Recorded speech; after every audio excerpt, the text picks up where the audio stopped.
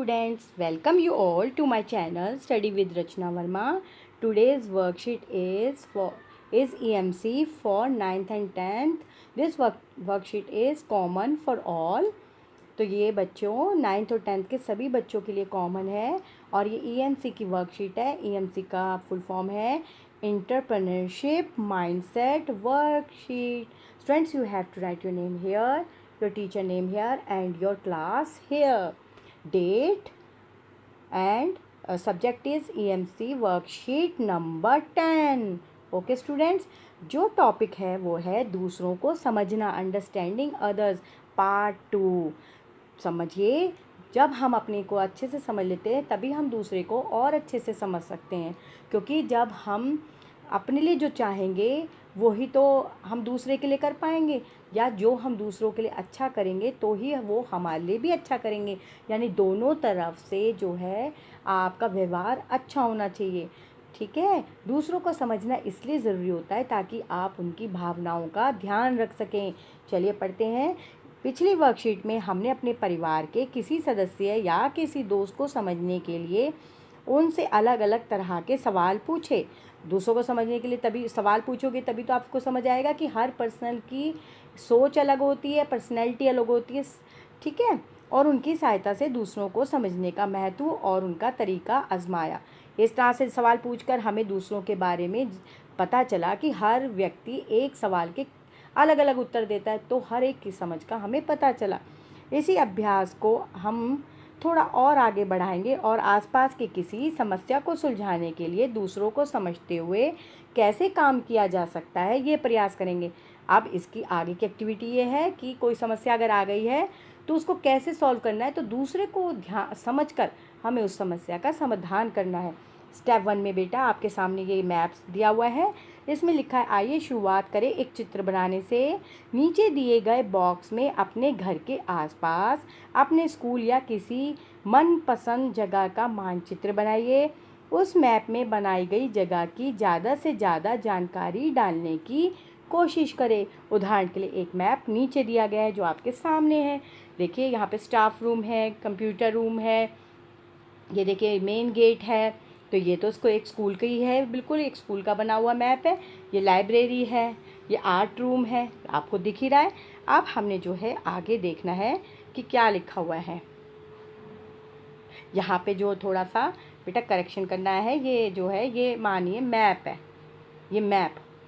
ठीक है, यहाँ पे जो है मैप लिखा जाएगा. ठीक, आगे देखते हैं.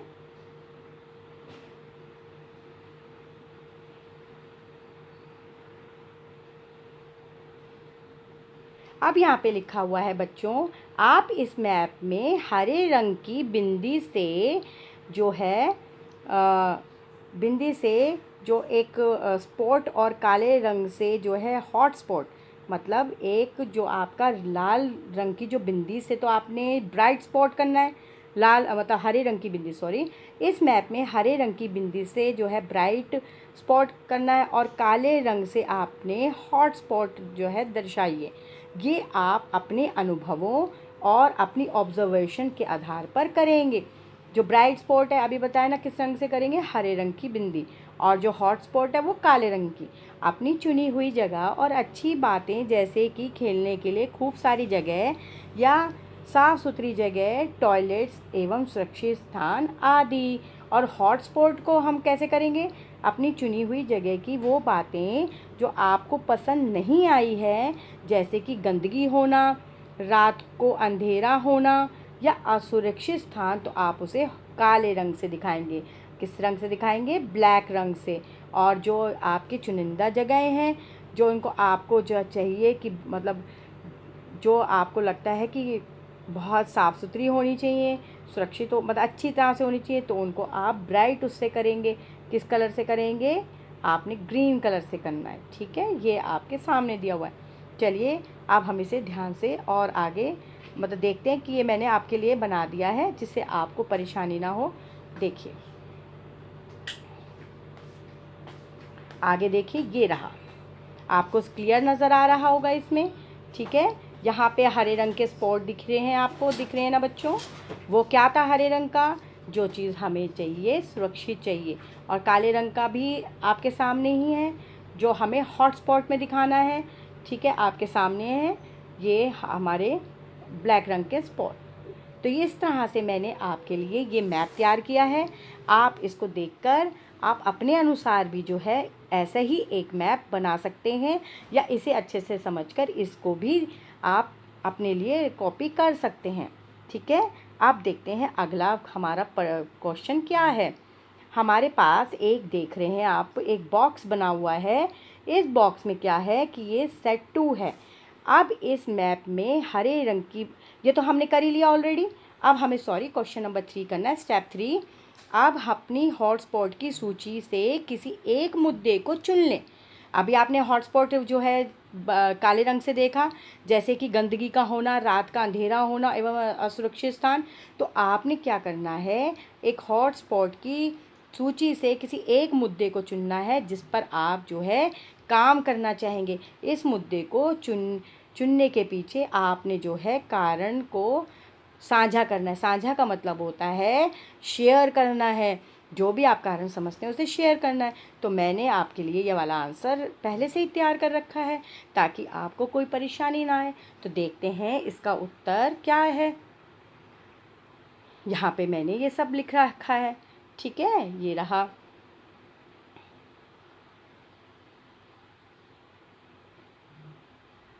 तो यहाँ पे जो है उत्तर हमारा जो है यहाँ से शुरू होता है कि हमने कौन सा मुद्दा चुना है और उसका कारण क्या है।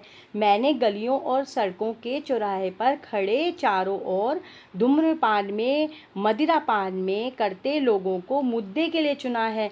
इस मुद्दे को चुनने के पीछे का कारण यह है कि ये हमारे समाज पर बुरा प्रभाव डालते हैं तथा विद्यालय या ट्यूशन अध्यापक के लिए आते जाते विद्यार्थियों के भीतर जो है डर का भाव उत्पन्न करते हैं। क्योंकि देखिए, जब आप बहुत सारे लोगों को देखते हैं तो डर का भाव उत्पन्न होता है। तो इसीलिए मैंने ये मुद्दा चुना है। और चुने हुए मुद्दे के जो है हमें विभिन्न कारण भी तो बताने हैं। तो पहला, धूम्रपान व मदिरापान करने वाले लोगों को घर व पारिवारिक स्थिति का ठीक ना होना। ठीक है, दूसरा है समाज में रहने वाले लोग इसका विरोध भी नहीं करते। मतलब कि कारण यह है कि लोग जो हैं इसको बढ़ावा ही दे रहे हैं, उसका विरोध नहीं करते कि इतने लोग खुलेआम खड़े हैं और जो है बच्चों पर बुरा प्रभाव पड़ रहा है तो उसका कोई विरोध भी नहीं कर रहा।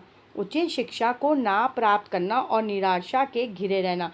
जो मदिरापान में और जो है धूम्रपान में जो है लोग लगे हुए हैं उनको शिक्षा का महत्व ही नहीं पता और वो जो है निराशा से घिरे हुए हैं। तो ऊपर दिए हुए मुद्दों से जुड़े विभिन्न लोग, तो यहाँ पे हमें बताना भी है कि वो लोग कौन से जुड़े हुए हैं। तो धूम्रपान में मदिरापान करने वाले लोग, धूम्रपान मतलब कोई भी सिगरेट वगैरह पीना, कोई भी नशे की चीज़ का पीना, और मदिरापान मतलब कोई भी, ये भी आपके नशे के अंतर्गत आता है और दोनों ही बुरी चीज़ें हैं और मनुष्य को इन चीज़ों से दूर रहना चाहिए क्योंकि ये स्वास्थ्य और समाज पर बुरा प्रभाव डालती हैं। समाज में रहने वाले लोग, थर्ड है धूम्रपान व मदिरापान करने वाले लोग। तो ऊपर दिए मुद्दे से जुड़े लोग, यहाँ पे बताया था ना भाई, आपने पहले बताना है आपने कौन सा मुद्दा जो चुना। तो हमने चुना है भाई मदिरापान, और जो धूम्रपान कर रहे हैं जो गलियों में खड़े हुए हैं कोई उन्हें रोक रहा, वो मुद्दा चुना। और उसको चुनने का कारण क्या था, क्योंकि उसका कोई विरोध नहीं कर रहा है, वो हमें यहाँ पे पता चल गया। अब उससे जुड़े लोग कौन हैं, तो उससे जुड़े लोग मैंने आपके लिए ये पढ़ दिए हैं। तो ऊपर दिए गए विभिन्न लोग जो इस मुद्दों से जुड़े हुए हैं, तो मुद्दे से तो वही जुड़ा होगा ना जो समाज में बुरा प्रभाव डाल रहा है। धूम्रपान और मदिरापान करने वाले लोग, समाज में रहने वाले लोग। समाज में रहने वाले लोग क्यों, क्योंकि वो उनका विरोध नहीं कर रहे हैं, डर के मारे अपने घर में है कि हम इनका विरोध करेंगे तो ये पता नहीं हमारे लिए कहीं बुरा कुछ काम ना कर दें। ठीक है, और धूम्रपान व मदिरा करने वाले लोग, ये तो मैं आपको पहले ही बता चुकी हूँ।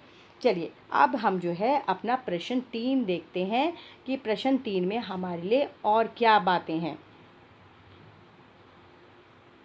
ये तो हमने प्रश्न दो तो आपके सामने ही था। अब प्रश्न 3 जो है वो भी आप देख लेते हैं, जो कि हमने मुद्दा उठा ही लिया था। प्रश्न 3, अभी हमारा प्रश्न 3 का और भी बचा हुआ आंसर है, ये प्रश्न 3 में ही जुड़ा हुआ है, समाज के लोग। क्योंकि उसने पूछा है ना कि आप मुद्दा जो चुन रहे हैं क्यों चुन रहे हैं, कारण बताइए, कौन लोग उसमें सम्मिलित हैं, ये सब बताना है। तो आप स्थिति का विरोध क्यों नहीं करते, पहला यही हुआ ना कि जो लोग धूम्रपान और मदिरापान या कोई भी गलत गतिविधि करने वाले लोगों का विरोध क्यों नहीं करते। धूम्रपान व मदिरापान करने वाले लोगों के परिवार कि वहाँ से वो बच्चे जो हैं, बच्चे जो इस धूम्रपान और मदिरापान में लिप्त हो गए हैं, उनके परिवार के लोगों को उनके बारे में क्यों नहीं अवेयरनेस है, क्यों नहीं उनके बारे में पता, और अगर पता है तो उसे दूर करने के लिए वो क्या उपाय कर रहे हैं। आपने इस स्थिति को सुधारने के लिए कोई ठोस निर्णय या लिया या नहीं लिया। अब हमें जो है इसमें लिखा था ना कि आपके सामने अगर कोई समस्या आती है तो आप दूसरों का ध्यान में रखते हुए उनके लिए क्या फ़ैसला लेंगे। तो ये प्रश्न है, उसी से रिलेटेड है। आप इस स्थिति को सुधारने के लिए कोई ठोस निर्णय लिया या नहीं लिया। तो ये हमें जो है बताना है विद्यालय या अध्यापन वाले बच्चों से। क्या आपने स्थिति के बारे में अपने परिवार से चर्चा की या नहीं की, क्यों। तो ये समस्या है। इसमें लिखा था ना कि दूसरों को ध्यान में रखते हुए अगर हमारे सामने कोई समस्या आती है तो वो क्या है। तो हमारी समस्या यही है कि आपने इस स्थिति को सुधारने के लिए कोई ठोस निर्णय लिया या नहीं लिया। कौन सा ठोस निर्णय, कि आप समाज में रहते हैं, वहीं से ही ऐसे जो लोग हैं जो धूम्रपान और मदिरापान में लिप्त हैं, उनके लिए, उनको रोकने के लिए, उनको सही दिशा दिखाने के लिए क्या ठोस निर्णय लिया या नहीं लिया। तीसरा है विद्यालय या अध्यापन करने वाले बच्चों से। जो भी बच्चे विद्यालय में पढ़ने जाते हैं उनसे क्या आपने स्थिति के बारे में अपने परिवार से चर्चा की या नहीं की। ऊपर हमने पहले ही पढ़ चुके हैं ना कि जब बच्चे कॉलेज या स्कूल जाते हैं तो गली मोहल्लों में झुंड बनाकर ऐसे लोग खड़े होते हैं जिससे बच्चों को असुरक्षित महसूस होता है। तो यहीं पर इसलिए पूछा जा रहा है क्या आपने स्थिति में अपने परिवार से चर्चा की या नहीं की, और नहीं की तो क्यों नहीं की।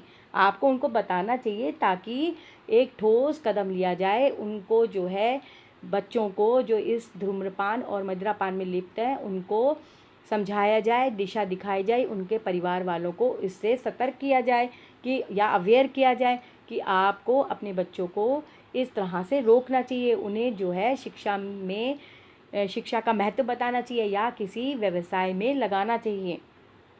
अब हम प्रश्न नंबर 4 देखते हैं। प्रश्न नंबर हमारा जो 4 है वो एक बॉक्स बना हुआ है और इसमें जो है हमारे लिए उसी से संबंधित जो है प्रश्न है। चुने हुए मुद्दे था ना, चुने हुए मुद्दे, एक हॉटस्पॉट था, एक ग्रीन स्पॉट था। तो हॉटस्पॉट के आधार पर निम्न तालिका भरें। उदाहरण है स्कूल में मिड डे मील की बर्बादी। अब हमारा जो एग्ज़ाम्पल यहाँ पे जो हमें एक टॉपिक दिया है कि मिड डे मील की बर्बादी होती है, जब खाना बढ़ रहा होता है ना उसकी बर्बादी होती है। तो हमें चुने हुए मुद्दों में ये मुद्दा उठाना है और मतलब ये तो एक हमारे लिए उदाहरण है। तो हमें देखना है कि आगे हमारे लिए वर्कशीट में और क्या है। चुने हुए मुद्दों के विभिन्न कारण और इस मुद्दे से जुड़े विभिन्न लोग। तो पहला है बच्चों को जो खाना पसंद नहीं आता वे उसे वेस्ट कर देते हैं। स्वयं बच्चे, मुद्दे का विभिन्न मतलब मुद्दे से जुड़ा कौन है, स्वयं बच्चे ही हैं। देखिए जो मिड डे मील में खाना मिलता है वो खाना तो ले लेते हैं लेकिन उसे फेंक देते हैं। घर में भी ऐसे ही करते हैं बच्चे। आगे है बच्चे जितना खा सकते हैं उससे अधिक खाना अपनी थाली में ले लेते हैं। जब मिड डे मील मिलता है तो बच्चों को लगता है कि हम सब कुछ खा लेंगे, बस ले लें कहीं दोबारा ना मिले इसलिए ले लें, लेकिन उनसे उतना खाया नहीं जाता और उसकी बर्बादी होती है। मिड डे मील एजेंसी, ये इसके जो लोग हैं जो इसका कारण प्रमुख बन गए हैं वो है मिड डे मील एजेंसी। बचे हुए भोजन के दूसरे उपयोग की जानकारी ना होना। अब जो है जब भोजन जो बच गया है उससे दूसरे लोगों को जानकारी नहीं है कि भाई ये जो है खाना बच गया है अब इसका क्या करना है। मिड डे मील के प्रभारी शिक्षक, ठीक है। अब आप प्रभार मतलब मिड डे मील जो बांट रहे हैं यानी वो आगे जो है सूचना नहीं पहुंचा पा रहे हैं कि देखिए इतना खाना हमने मंगवाया और इतने खाना किसे खिलाना है, बच्चों को। उतने बच्चे नहीं थे और खाना बच कर गया है तो इसके लिए क्या रेशो जानी चाहिए, कि बच्चों का खाना बर्बाद ना हो, और मतलब उनको तो पूरा मिल रहा है, लेकिन जो एक रेशो बतानी होती कि हाँ इस स्कूल में इतना बच्चा है और इतने बच्चे जो हैं वो रोज़ खाना लेते हैं, तो उसके आधार पे खाने को मंगवाना। चुने हुए मुद्दों के विवरण ये हमने भरना है, और यहाँ पर विभिन्न लोग जिस तरह से ये हमने उदाहरण के रूप में देखा, जो कि बिल्कुल सही करेक्ट बात है, उसी तरीके से हमें इसको भी फिल करना है अपने अनुसार। ठीक है, तो मैंने आपके लिए करके ही रखा हुआ है, देख लेते हैं।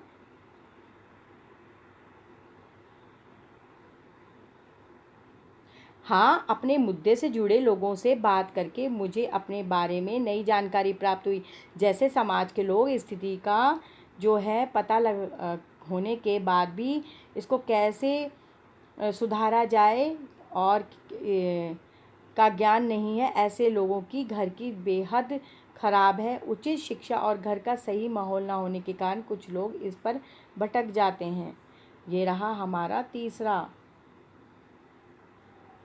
मतलब सॉरी, आंसर नंबर 4।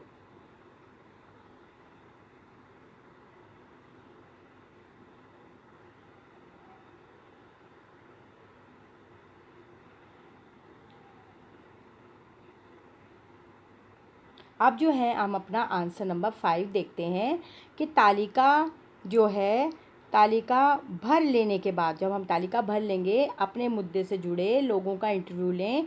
इंटरव्यू लेते समय लोगों से समस्या समझने के लिए विभिन्न प्रश्न पूछें। इसके लिए आप किन लोगों से क्यों मतलब आप इन लोगों से क्यों का प्रयोग करते हुए सवाल पूछ सकते हैं, जैसे कि जो है बच्चों से आप खाना क्यों झूठा भाई बच्चों से पूछा जा रहा है आप खाना क्यों झूठा छोड़ते हो।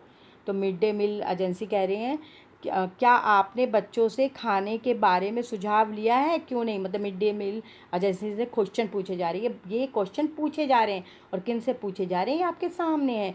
और प्रभारी शिक्षक से आपके हिसाब से बच्चों को खाना क्यों पसंद नहीं आता। यही का मुद्दे थे ना हमारे यहाँ पर। ठीक है, तो अब हमें जो है इसका उत्तर यहाँ पे देखिए, आप उत्तर नहीं मतलब आगे हम पढ़ते हैं कि हमारे लिए और क्या लिखा है। अपने मुद्दे से जुड़े लोगों से बात करके क्या आपको उसके बारे में कुछ नई जानकारी मिली जो आप सिर्फ अपनी समझ से नहीं जान सकते थे। मतलब आपको लगता है कि जो समस्या चल रही है उसमें दूसरों लोगों की राय लेनी ज़रूरी है।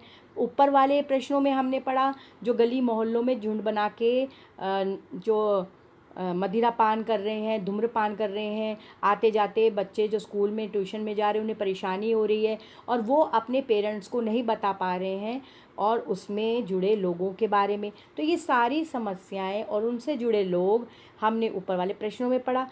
अब जो हमारा ये प्रश्न है ये है मिड डे मील की बर्बादी, उससे जुड़े प्रश्न जो हैं हम इसमें कर रहे हैं। और अगला प्रश्न भी पढ़ लेते हैं। लोगों से इंटरव्यू लेते हुए आपने अपनी कम्युनिकेशन, यानी कि जो जब हम बातचीत करते हैं, जैसे आप मुझसे कुछ पूछ रहे हो मैं उसका उत्तर दे रही हूँ, वो कम्युनिकेशन कहलाता है। कि क्षमता के बारे में क्या सीखा, कि जो मैं प्रश्न पूछ रही हूँ उसका वो सही जवाब दे पा रहे हैं, यानी मेरे प्रश्न पूछने पर उनको समझ आ रहा है कि मैं क्या पूछ रही हूँ। यानी कि जो हमने ऊपर पढ़ा था, जो हमारा टॉपिक है वो यही है, दूसरों को समझना। हम दूसरों को समझकर ही तो प्रश्न पूछते हैं, तभी हमें दूसरों के बारे में जानकारी इकट्ठी करनी है, दूसरों से राय लेनी है, तभी तो हम किसी समस्या का समाधान कर सकते हैं। क्योंकि हम तो अपने हिसाब से ही किसी समस्या का उत्तर दे सकते हैं, लेकिन दूसरा उस समस्या को किस तरह से जो है सुलझा सकता है उसके बारे में ये पूरी वर्कशीट है। तो इसीलिए कहा गया है दूसरों को समझना। तो इस बारे में देखते हैं उत्तर क्या लिखा है मैंने आप लोगों के लिए। ये रहा। लोगों से इंटरव्यू लेते हुए मैंने अपनी कम्युनिकेशन की क्षमता के बारे में सीखा कि मैं अपने प्रश्नों को और अधिक प्रभावी ढंग से पूछ सकती थी, तथा नए लोगों से बात करने में अपनी संचार क्षमता यानी कि कम्युनिकेशन को बढ़ाने के लिए अधिक प्रश्न पूछ सकती थी। तो ये मेरे इंटरव्यू लेते हुए आए, मतलब जो मैंने सीखा कि मुझे इसमें थोड़ा और चेंजेस कर सकती थी और अच्छा कर सकती थी। और सुधार क्या है, मैंने क्या सुधारा, इससे मैंने सीखा जो मैं आगे कभी इंटरव्यू लूँ तो मैं उसमें सुधार करके बोलूँ। तो भाषा सकारात्मक होनी चाहिए, यानी भाषा जो आप दूसरे से बात कर रहे हैं समझ आने वाली होनी चाहिए, उसको वो भाषा समझ आनी चाहिए। भाषा यहाँ पर ये नहीं कि जैसे मैं हिंदी बोल रही हूँ आपको समझ आ रहा, यानी जो हम तरीका अपनाते हैं वो दूसरों को समझ आना चाहिए और वो सरल तरीके से आपको उत्तर दे सकें। सरल और स्पष्ट भाषा का प्रयोग करना चाहिए। जैसे मैं आपको पढ़ा रही हूँ एक सरल तरीके से, तो आपको समझ आ रहा है, तो यानी दूसरों को समझकर प्रश्नों को पूछना या उनका समस्याओं का समाधान करना। अपने हिसाब से किसी उत्तर का तो आप तुरंत दे देंगे सुझाव, लेकिन दूसरों को समझकर ही जो हम सुझाव लेते हैं उसको समस्या को समाधान करते हैं। इस वर्कशीट का मेन मकसद बनाने का यही है। आगे देखिए, लोगों के मन के भाव को समझने के लिए अपनी भाषा को समझना आवश्यक है। दूसरे के मन के भाव, यानी दूसरा आपके प्रश्न पर क्या भाव कर रहा है, उसे उत्तर क्या देना है, तो उस उत्तर के लिए उसको आपकी भाषा को समझना भी तो चाहिए। मैं आपको अभी बताया भाषा का मतलब हिंदी इंग्लिश का लैंग्वेज से नहीं है। भाषा का मतलब जो शब्द आप इस्तेमाल कर रहे हो प्रश्न को पूछने में, उसे वो समझ आना चाहिए। तभी इस वर्कशीट का नाम है दूसरों को समझना। तो आज की वर्कशीट हमारी बहुत महत्वपूर्ण थी। आज के जो मुद्दा है, जो मेन मुद्दा है, उस पर ये आधारित थी, जो कि बहुत मतलब बढ़िया तरीके से हमारे सामने पेश की गई है। और हमें इसे पढ़ के छोड़ना ही नहीं है कि हमने पढ़ा, मैंने आपको पढ़ाया, आपने पढ़ा और छोड़ दिया। हमें सच में इस पर विचार करना चाहिए और आज से ही आप दूसरों की भावनाओं को ख्याल में करें, दूसरों की बातों को सुनें, समझें, कोई क्या उत्तर दे रहा है वो आपके काम ही आएगा। तो आप अपने अंदर बदलाव कीजिए, अपने घर के लोगों को समझिए। अगर एक एक इंसान बदलाव करेगा तभी पूरा समाज जो है बदल सकता है। ठीक है बच्चों, और कोई अन्याय होता देखते हैं, कुछ भी गलत होता देखते हैं, तो अपने माँ बाप या जिनसे आप बहुत अच्छे से बातचीत कर सकते हैं उन्हें बताना चाहिए। हर परेशानी का कोई ना कोई समाधान होता है, उस समाधान से ही हम आगे अपने जीवन में बढ़ सकते हैं।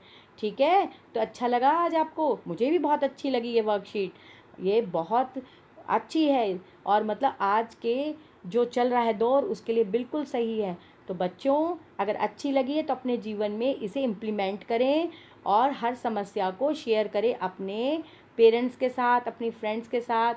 ठीक है, और अगर आप चाहते हैं मैं ऐसे ही आपके लिए जो है ईएमसी की वर्कशीट बनाऊं आगे और आपको अच्छे से ऐसे ही समझाऊं, आप में कुछ बदलाव लाऊं, हो सकता है मेरे समझाने से हर किसी ना किसी में बदलाव आए, तो आप मुझे सब्सक्राइब करें और मेरी वीडियो को लाइक करें और कमेंट करें। Thank you so much for watching my video.